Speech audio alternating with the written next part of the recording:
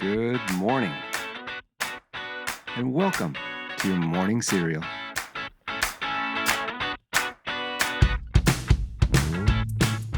Okay, good morning and welcome to Thursday. Now, I know what you're thinking. Blah, blah, blah, Sean. Well, that's okay because today is National Blah, Blah, Blah Day. Well, let's just probably keep that between the two of us, though.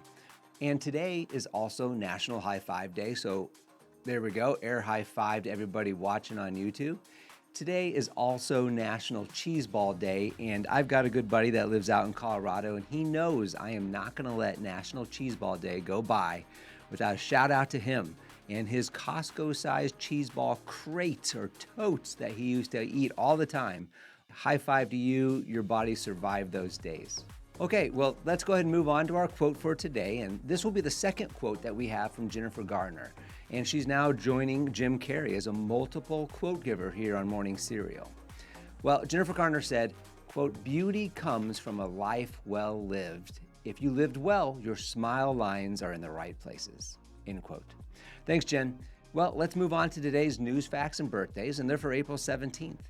On this date, back in 1970, Paul McCartney, he released his first solo album called McCartney. Then on the same day in 1970, Apollo 13 safely returned to Earth following those major issues that made them abort their moon landing mission.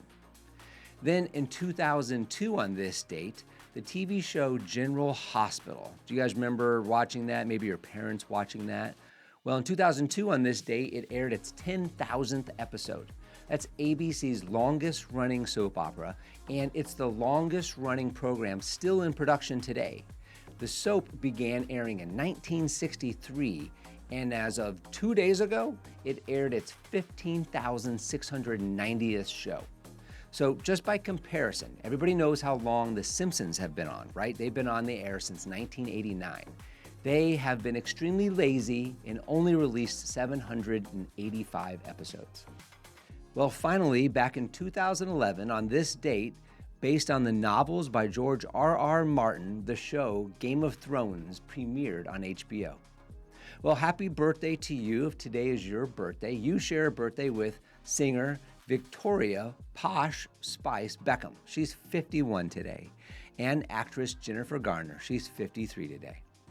And the number one song on this date back in 1999 was No Scrubs by TLC. This is a classic song from the last year of the 20th century, and it's about men who have nothing going on for them, but hit on women just the same. Sadly, that's probably not just a 20th century problem. Too many cheese puffs. Okay, well, let's move on to our book review, and as you know, we're reading through Stephen R. Covey's The 7 Habits of Highly Effective People. And in this first chapter, entitled Inside Out, Covey is discussing the differences between character traits and personality ethic, and he's unpacking how our behaviors are based on our perspectives and our experiences, what he calls our paradigms.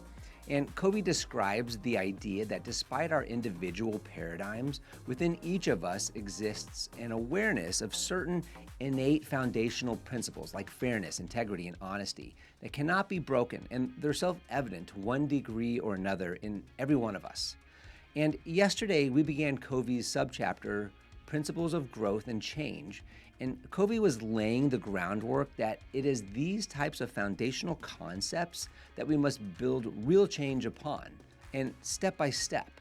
This process of growth is difficult to rush or shortcut, no matter what it is you're trying to learn. Covey gives a quick example of learning to play the piano, right? You can't rush that. There's no shortcut that can teach you to play the piano better, faster. And it's similar and just as difficult, and you cannot shortcut emotional growth as well. So Covey tells a story of a situation between himself and his young daughter, where at her birthday party, she was just clutching all of her presents, refusing to share them with her party guests.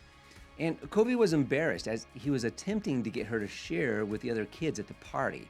He started feeling the pressure and felt the judgment from the other parents that were there. So Covey asked his daughter twice to share. Then he reasoned with her, quote, "If you share, they will share their toys with you," end quote. All emphatic no's from his daughter. Now, Covey, with his growing embarrassment at having no influence over his daughter, Covey then tried bribery, offering a piece of gum. Again, a no from his daughter. Then Covey, now getting upset, he resorted to, quote, fear and threat, saying, unless you share, you will be in real trouble, end quote. To which the daughter quadrupled down now with a no. They were her toys and she didn't have to share. Finally, Covey resorted to force and simply just took some of the toys and gave them to the other kids to play with. And as Covey reminisced on this, what he viewed as a failure of himself as a father, he thought, quote, perhaps my daughter needed the experience of possessing the things before she could give them, end quote. Covey felt his desire not to feel judged by the other parents affected his parenting, and he did not provide the proper patience and understanding. And here's Covey's primary point of the story. To compensate for his own deficiency of patience and understanding, he, quote, borrowed strength from his position and authority and forced her to do what he wanted her to do, end quote. This borrowed strength Covey is referring to builds weakness in both people in the situation, right? In the borrower, it, quote, reinforces dependence on external factors to get things done, end quote. And in the person that's being forced to acquiesce, it builds weakness, quote, stunting the development of independent reasoning, growth, and internal discipline, end quote. And it ultimately, quote, builds weakness in the relationship, end quote, as fear replaces cooperation and sows seeds of defensiveness. Lastly, Covey discusses the idea that kids, and people in general, need to, quote, gain a sense of real possession before they can give back and share naturally, freely, and spontaneously, end quote. Before someone can properly give and share in a marriage, in a family, they need to, quote, possess themselves, their own sense of identity and self-worth, end quote. Now, that's definitely a concept that makes you think. Well, come back tomorrow because we're going to dive into Covey's next subchapter, The Way We See the Problem is the Problem. Well, high five on some self-improvement this morning and another high five on making it to Friday Eve. Thanks for joining us today. Come back tomorrow and have a fantastic day. Don't forget to follow and subscribe to the Morning Serial podcast on the One Life Live It channel. You can find more episodes and videos by visiting our YouTube channel and the website at Sean Inglis and at SeanInglis.com, where you can also follow our other podcasts, the Mr. and Mrs. Inglis podcast and the Life Happens podcast. In these other podcasts, we'll dive deeper into everyday issues, self-improvement and well-being, business and finance, and we welcome special guests too. So join us. It'll be a good time, I promise. Thanks again for listening. Have a fantastic day, and we'll see you tomorrow.